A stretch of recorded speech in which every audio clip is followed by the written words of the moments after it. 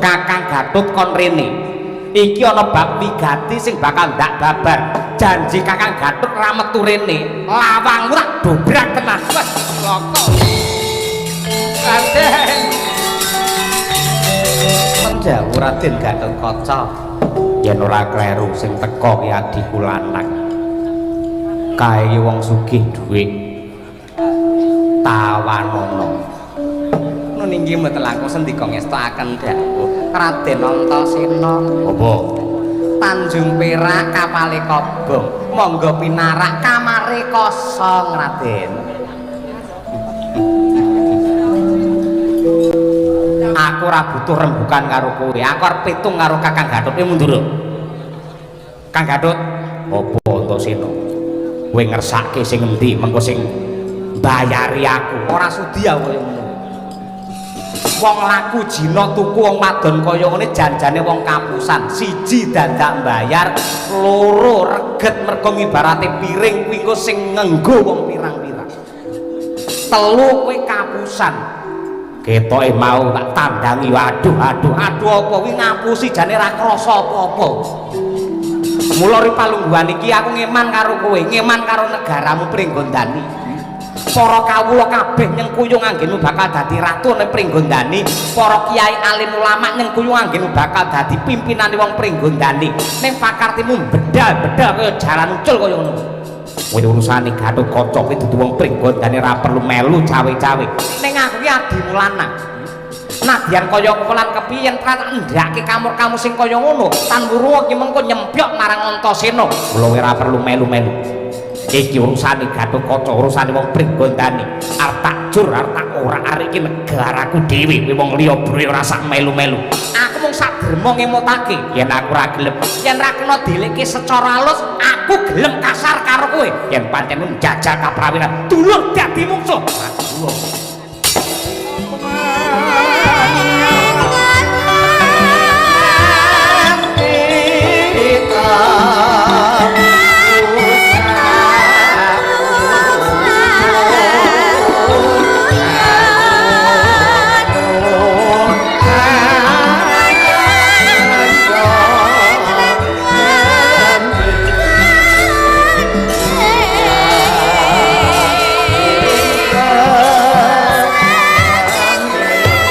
Minangka sambuning kandha nenggih mlaring tapawates negari Pringgondani.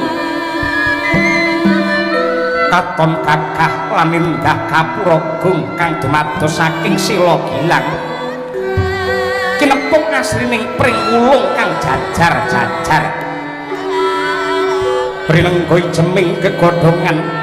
Lamun to katiuping samirana tumiyung kaya hangawe-awe. Watu item sak gegem pinata rata jembare wolung depa yekti dadi marga wiwit saking tapawates nganti tekan kraton negari Pringgondani. Senadyan para kawula dumados saking golongane menungsa lan buta, parandine datan diya diniya, datan cedha cinedha, guyub rukun dadi santosa, golong ing karsa gilik ing sedya nunggal basa, nunggal bangsa lan nunggal negara. Hamong tani pinter angolah sikti bakul-bakul nyata unggul wadyabala prawira ing yuda, para sentana hambeke utama ingkang mangkono andayani ing Pringgondani tentrem kerta raharja.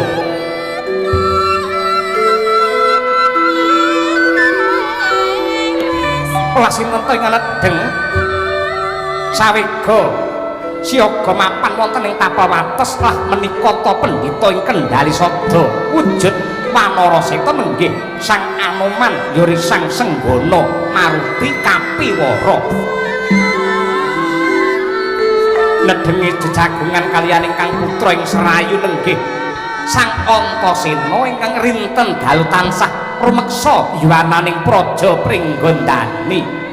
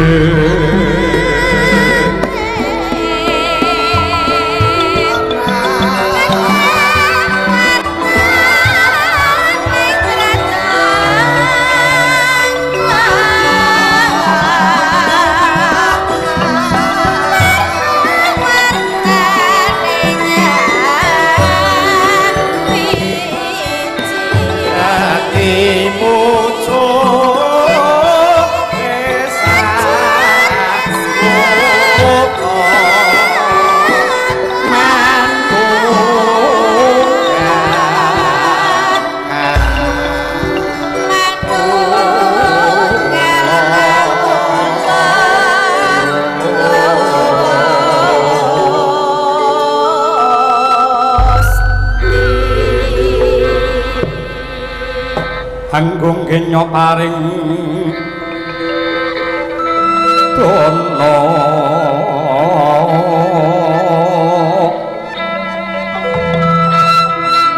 angga kancar saben dina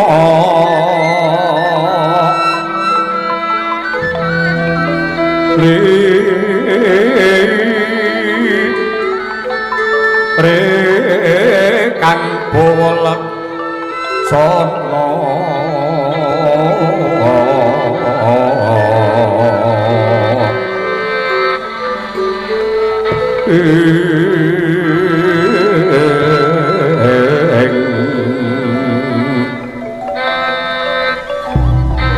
ana tepi pangan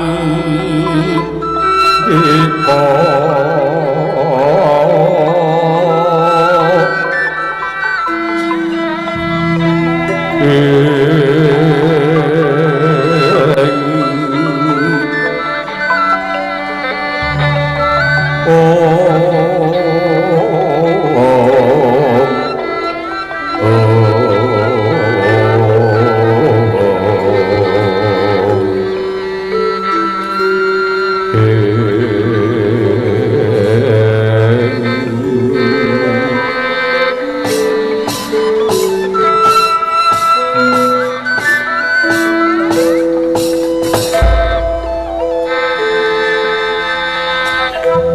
ndak bacotake anggenku matur ya Wanoman.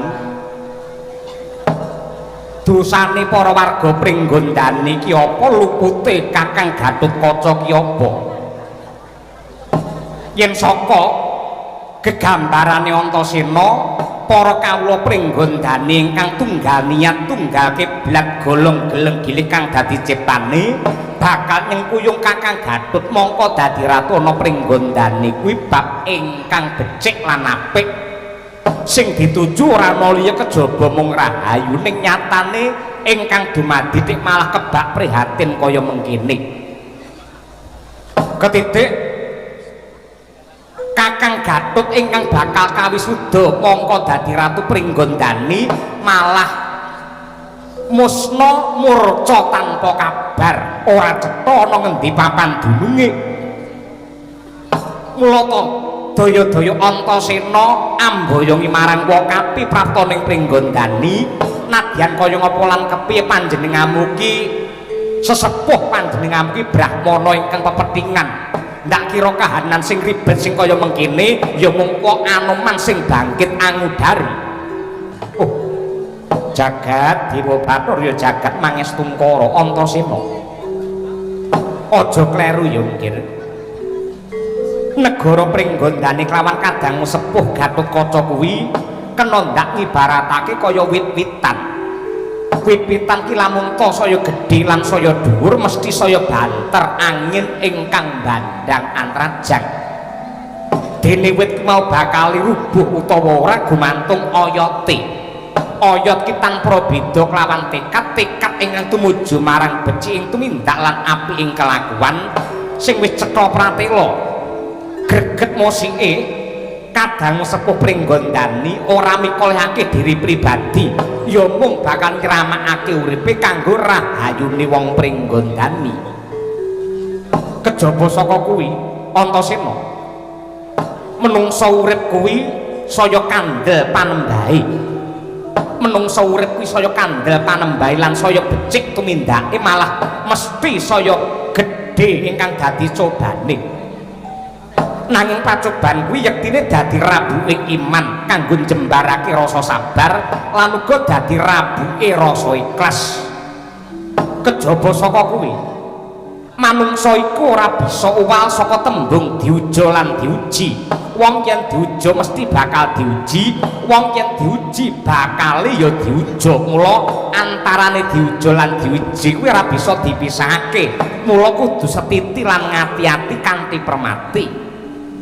Buktine wong sugih kae ujiane dadi wong serakah, wong pangkat kuwi ujiane dadi wong murka, ewadene wong pinter kuwi ujiane dadi wong ingkang semungah sesungaran, ewadene wong sing sregep ngibadah kuwi ujiane dadi wong sing semuci suci ora ana wong sing apik kejaba mengaku kabeh uripmu pendadaran kok nggih Rantasena mula tentremna rasamu weningna ciptamu ripalungguhan iki siat sli jeneng sira klawan pun wong mapan ana ing taprawates Pringgondani iki kejaba melu nyawang kahanan mrih tentreming praja Pringgondani aja nganti digura-godha kelawan mungsuh sing bakal ngrubuhake kajayane Pringgondani sisan gawe ayuh nyuwun marang purbane Hyang Agung muga-muga kahanan sing peteng dedet kaya mengkene Pringgondani enggal antuk pemadang nggih Rantasena Hanoman malumpat sampun pateng witing naga sari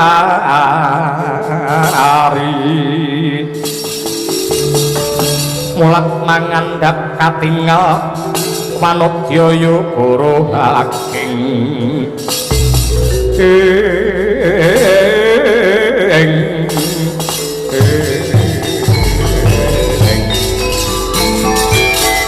kelung rosak diteng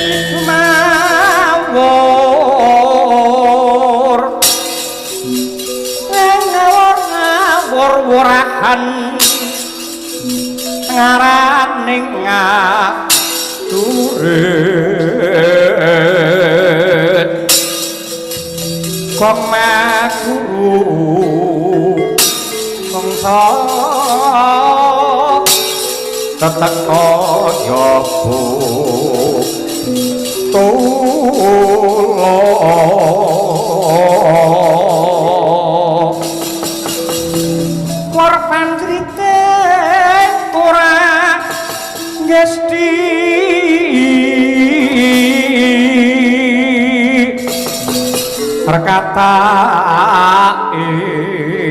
ingkang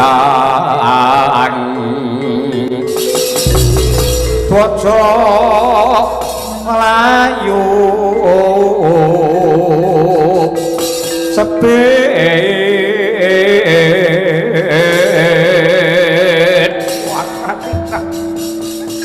lagi wae aku midak bumi Pringgondani ana monyet putih kempong pira jambul wanen rapangkling pendhita Kendari Sada Hanuman ya dasar para nyata kowe Bambang Aswatama ya ana wigati apa kowe ngambah bumi Pringgondani nadyan kaya ngapa lan kepiye Ngastina karo Pringgondani iki tetep dadi sanak tegese lamun to Pringgondani bakal duwe gawe gedhe misuda Gatotkaca dadi ratu para Satakura tetep bakal nguyung-nguyung anyeng kuyung mrih sembada para warga Pringgondani anggone bakal nganakake wisudan aja delangap-delangap paton ucap apa ndok kira Anoman ra ngerti lorek ing pakartimu sing jenenge watu ki gampang tamban-tambanan yen watak ki ora bakal ilang yen ora bareng karo sing nyandang kowe mesti bakal gawe kisruh kowe bakal gawe giduh kowe bakal gawe gendro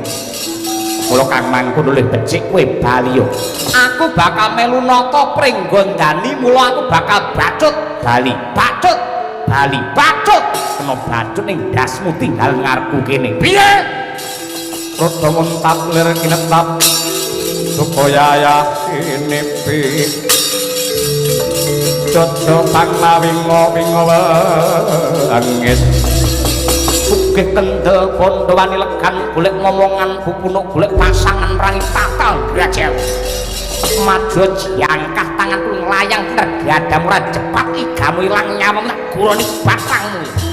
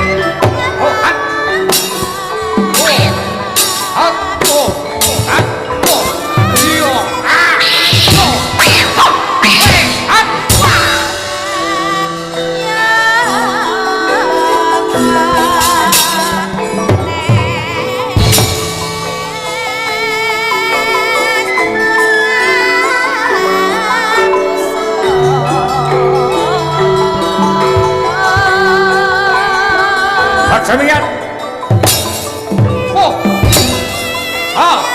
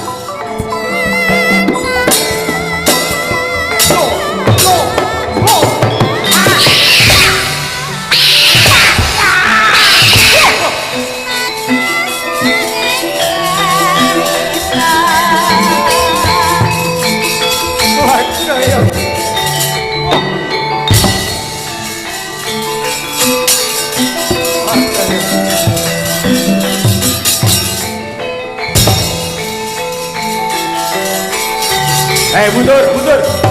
Orang ayu tandingmu.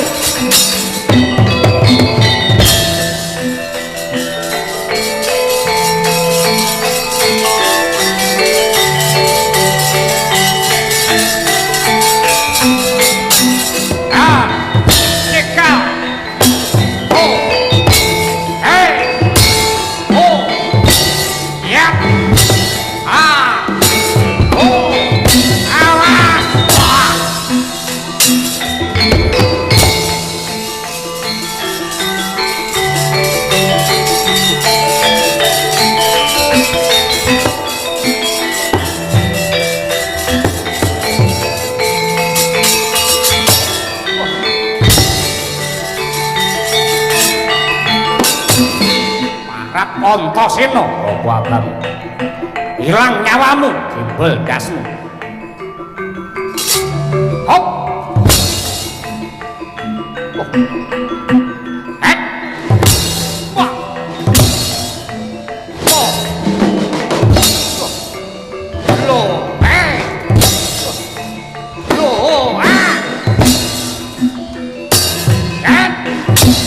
lo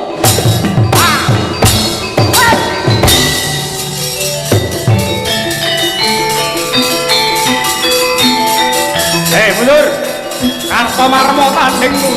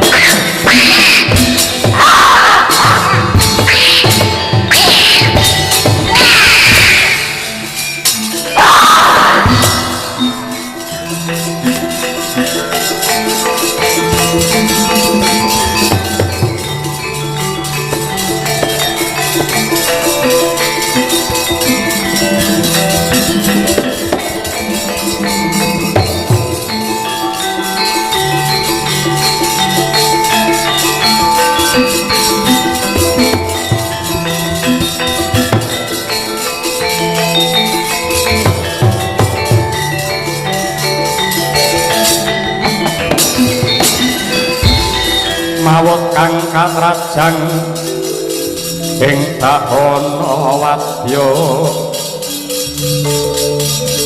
sangkep kaprabon prang kang Abramarkata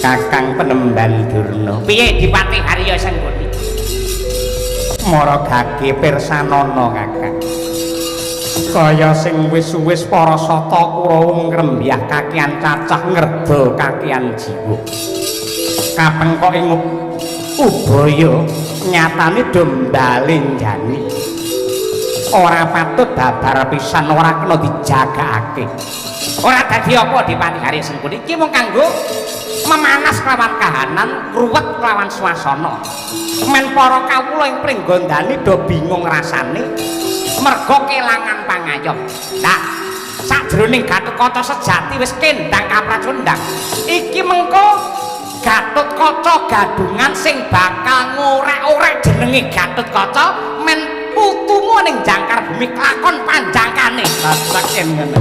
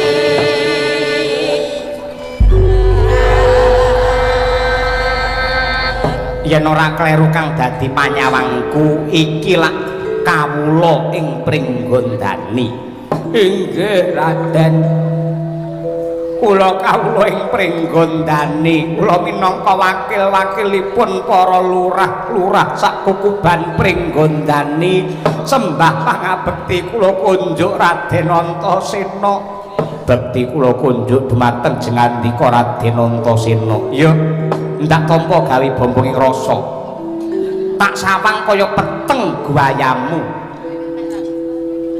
bab apa ingkang andadikake ruweting rasamu ki Lurah aduh Raden yektosipun waleh-waleh menapa mboten kados lampaning kababar wonten ing Pringgondani dinten samangke nuwun sewu Raden para kawula Pringgondani menika bingung bilunglungan manahipun karana andungkap nyaketi dinten wisudan Raden Gatotkaca badhe kajumenengaken ratu wonten Pringgondani kedadak murca tanpa kabar murca tanpa pepuhyan lah sakmenika Raden Gatotkaca sampun kundur wonten ing Pringgondani namung watakipun pambeganipun solah bawa munamuni lan pakartinipun kok beneh kalian padatan sangertos kula Raden Gatotkaca menika piyayi ingkang gandrung kalian kautaman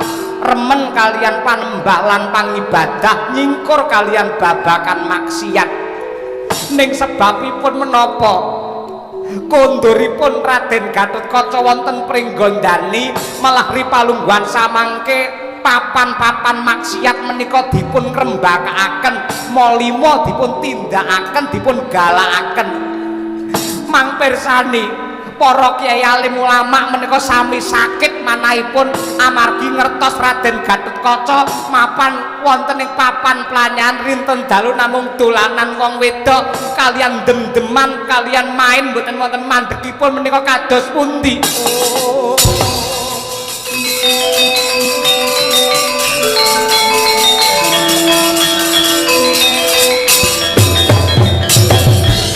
Ngapa kamirah ingsun prihatin waspagung mijil tuku tahat tanpa karya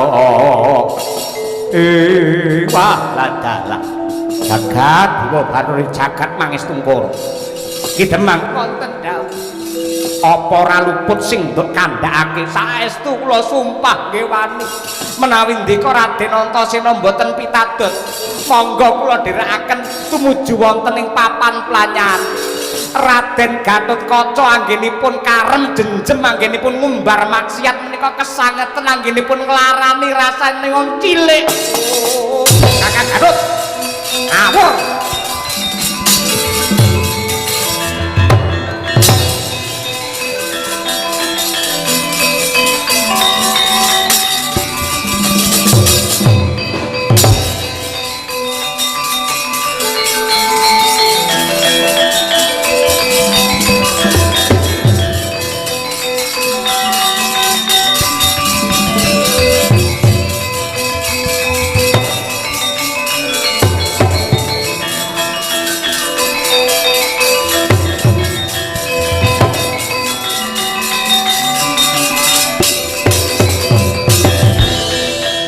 ngendi Kakang Gatut mongko iki tengah wengi papan dununge kakangku ana ngendi ki Demang nggih teng Lebet mriku ya enten meniru kringkelan kali tiyang estri ingkang beling-beling lah banjur nggih kula mboten wani lek kula mlebu mriku tan ngrungu mangke dipidana kalian Raden Gatotkaca jenengan kemawon ingkang majeng ono wae Kakang Gatut Kakang Gatut metu dhisik ki Adi Antasena pengin rembugan karo kowe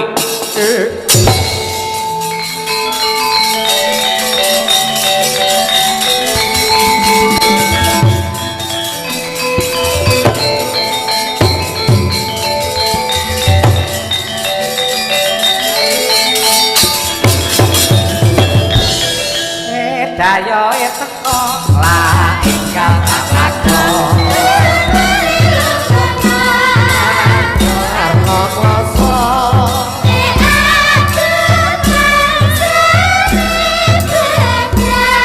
pambalan kata kawe isin lake kuleno salin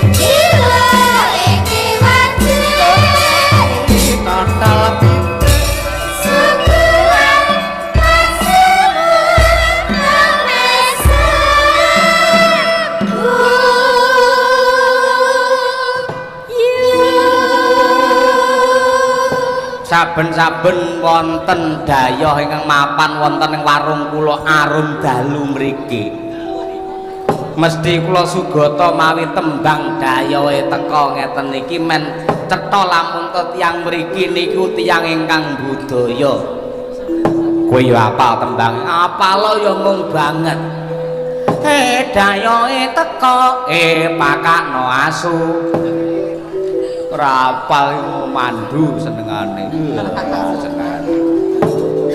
kakangku Gatotkaca pemapan sakjroning warungmu kono nggih nika nembe kalih para putri ingkang mapan wonten ing mriki para wanita tuna susila ampun dipun ganggu kowe sapa nuwun sewu kula menika gremanipun dadi sing mimpin para wanita niku kula Kakang Gatut kon rene iki ana bab wigati sing bakal ndak babar janji Kakang Gatut ra metu rene lawang ora dobrak tenan wes loko Raden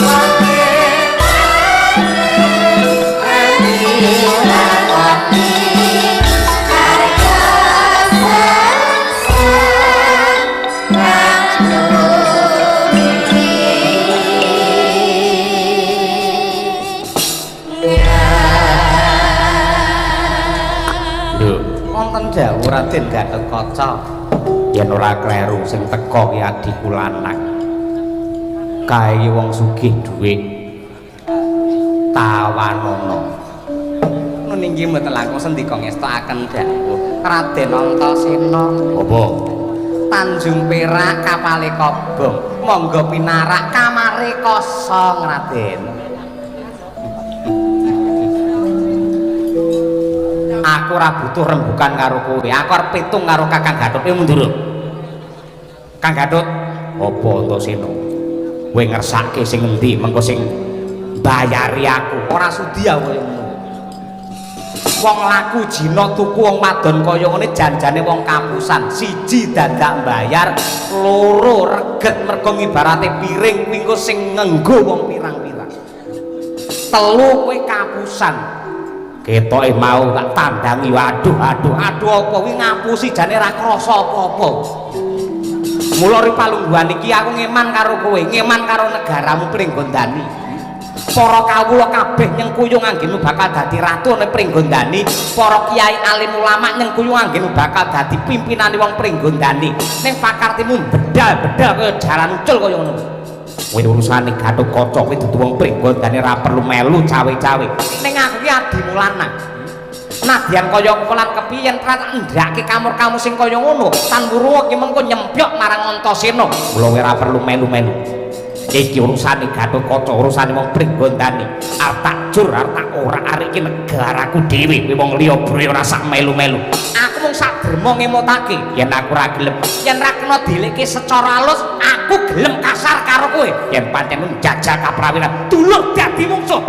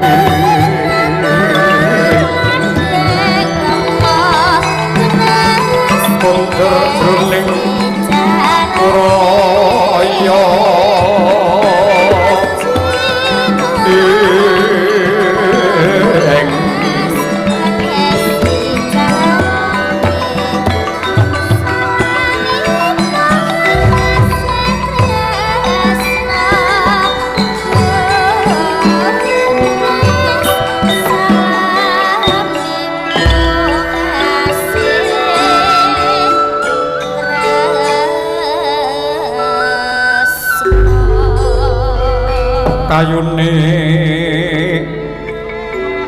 Purwa sejati